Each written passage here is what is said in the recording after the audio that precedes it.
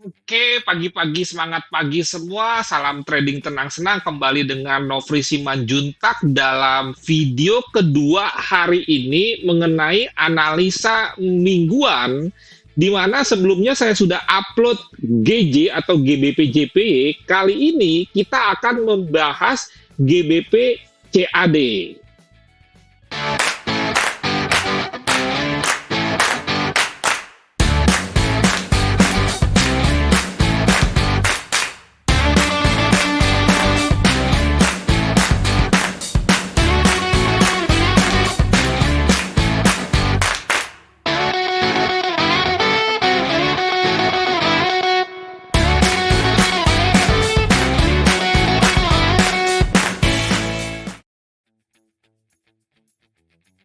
Sekali lagi sebagai bahan informasi, kalau Anda ingin belajar mengenai trading forex gold, Anda bisa mengunjungi playlist dari channel Nofri Simanjuntak, di mana di sini lengkap dari mulai awal mindset dan psikologi, kemudian time management, money management. Di sini masuk belajar trading 15 menit dengan materi-materi mulai dari Dow Theory, kemudian trend, support and resistance, teknik entry, baik itu menggunakan indikator atau tidak menggunakan indikator, dan tanpa indikator ada dua, chart pattern, kemudian juga candlestick pattern, di mana candlestick pattern ini masih berlangsung alias belum selesai. Ada juga analisa fundamental.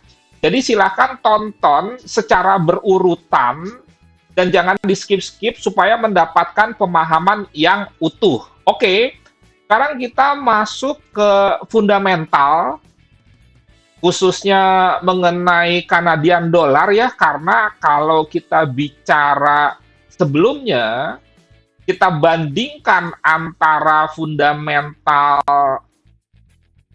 Inggris dengan fundamental Kanada, menurut saya keadaan ekonominya itu lebih baik Kanada daripada Inggris. Tetapi jangan lupa, di dalam pergerakannya, walaupun tren GBP CAD itu naik atau bullish, tentunya tetap ada koreksi-koreksi.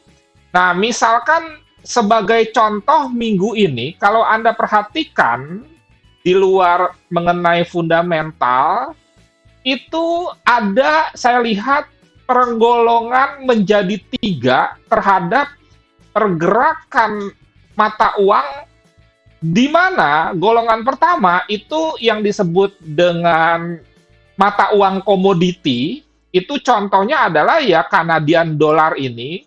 Kalau Anda perhatikan, di samping Canadian dollar, yaitu ada juga Australian dollar dan New Zealand dollar, itu mengalami penurunan yang luar biasa terhadap dolar. Silakan Anda cek, itu yang disebut dengan mata uang komoditi. Jadi, melemah terhadap dolar. Yang masuk golongan kedua itu bukan komoditi, tetapi juga bukan safe haven. Itu yang disebut dengan contohnya adalah pound sterling dan euro. Itu juga melemah, tetapi tidak sedahsyat mata uang komoditas seperti CAD, Australian dollar, dan NZD. Dan yang ketiga itu mata uang yang disebut dengan safe haven, termasuk sebetulnya dolar. Tetapi di luar dolar, kalau Anda perhatikan, Swiss franc dan yen itu minggu ini mengalami penguatan yang sedemikian dahsyat. Silakan Anda cek.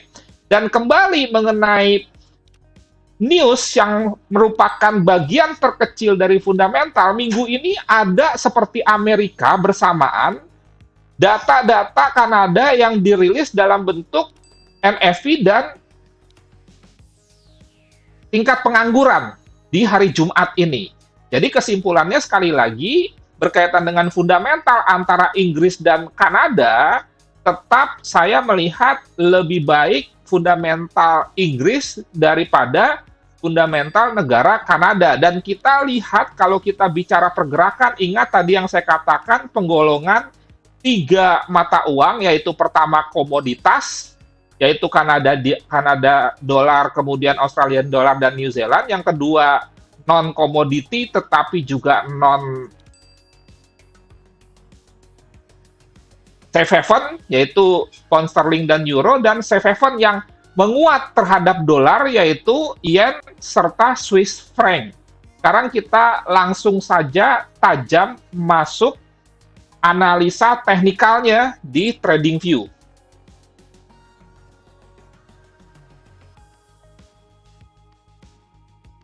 GBP CAD. Seperti biasa kita coba lihat dari weekly.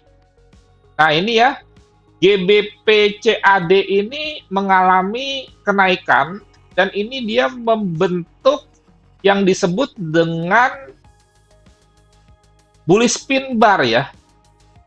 Jadi upper shadow-nya tuh sangat panjang. Kemudian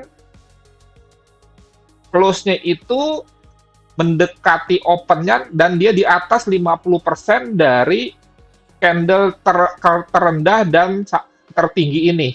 Jadi ini yang disebut dengan bullish pin bar. Seperti tadi saya katakan, mata uang komoditi itu terdepresi ya terhadap dolar dan juga terhadap non-dolar, khususnya yang bukan safe haven tapi juga bukan komoditi, yaitu dua, pound sterling dan euro. Silakan Anda cek per euro CAD, ini pasti juga naik seperti ini.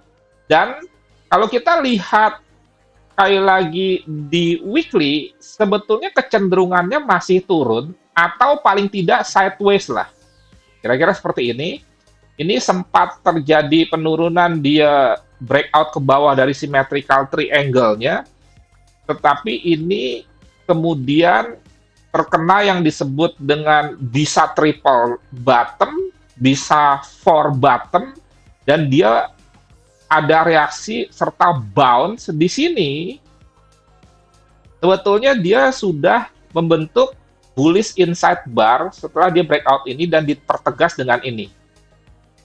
Oke, sekarang kita turunkan ke daily. Nah, ini membentuk bullish engulfing ya di daily ini ya.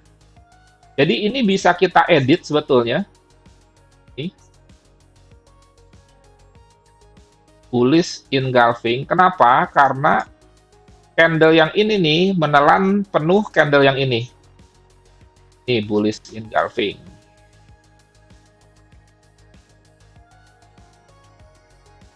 Oke.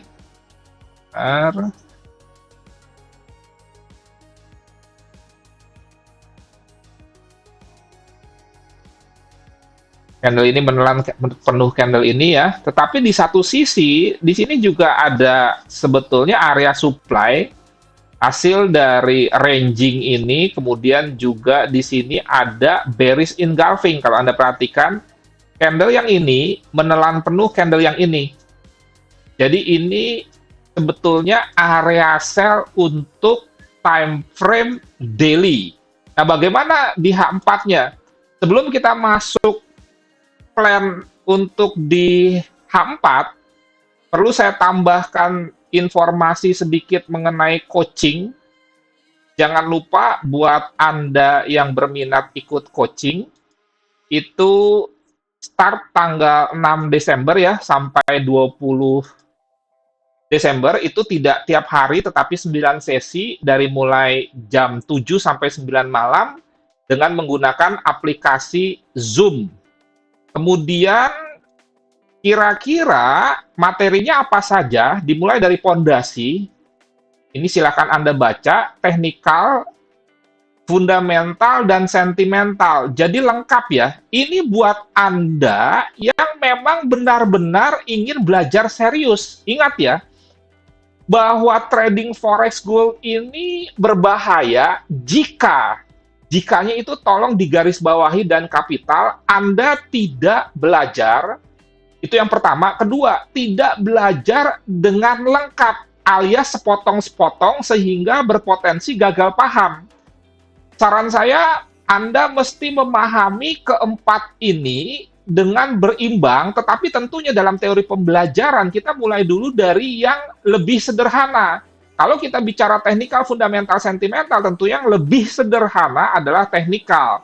Nanti pelan-pelan fundamental dan sentimental di samping yang namanya pondasi ini wajib. Jangan cuma langsung bicara teknik atau metode entry tanpa misalkan psikologi Anda tidak disiapkan, atau misalkan Anda tidak memahami mengenai resiko yang dibayangkan itu profit-profit saja, itu berbahaya. Kemudian untuk siapa coaching ini, khususnya untuk yang baru masuk dunia trading, dan misalkan Anda yang butuh mentor, memang materi-materi sudah saya share di YouTube, di Google, termasuk juga mungkin Anda bisa mendapatkan dari sumber-sumber yang lain, tetapi sebagian besar orang justru dalam belajar apapun kurang bisa mandiri, mungkin tidak disiplin, mungkin juga tidak bisa memahami dengan baik, dan kurang bertanggung jawab akibat misalkan tidak mengeluarkan biaya. Jadi kadang-kadang kalau kita mengeluarkan biaya itu positif ya, sehingga kita termotivasi untuk serius mengikutinya dengan baik. Dan ini juga bukan terbatas untuk yang baru, tetapi juga untuk yang sudah lama trading tapi entry-nya tuh masih ugal-ugalan, tidak memiliki trading plan, sudah 3 tahun tapi belum profit-profit, rajin top up, rajin depo, nggak pernah withdraw. Atau yang menjadi korban investasi bodong, korban penawaran investasi yang memberikan imbal hasil yang pasti, dan nama serta foto saya sering sekali digunakan untuk menipu. Kemudian juga pernah ikut training tapi tidak terlayani dengan baik, atau misalkan ditinggal begitu saja setelah Anda bayar. Atau juga misalkan sudah ikut training tetapi diajarkan yang tidak benar. Misalkan trainernya menyampaikan A, tetapi dalam live trading atau misalkan di dalam prakteknya itu tidak menjalankan apa yang diajarkan. Itu sering sekali terjadi.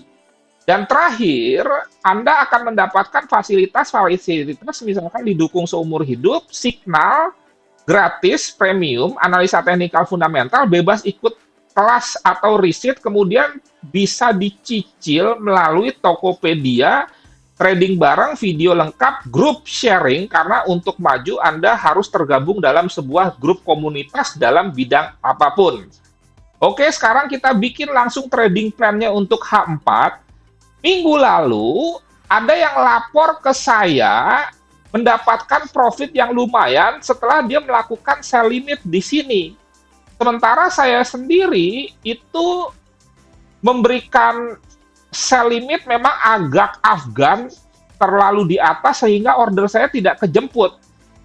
Dan ada alumni yang melaporkan kepada saya, dia sell limitnya di sini dan kejemput. Sementara saya sell limitnya kalau nggak salah 7125,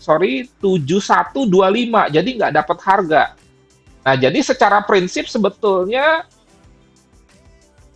trading plan yang saya berikan di H4 minggu lalu terhadap GBP CAD itu works atau bekerja dan sesuai dengan yang saya prediksi. Setelah dia mencapai sini, dia turun dan ini sudah mendapatkan profit. Bagaimana kira-kira untuk minggu depan? Sebetulnya trendnya sama.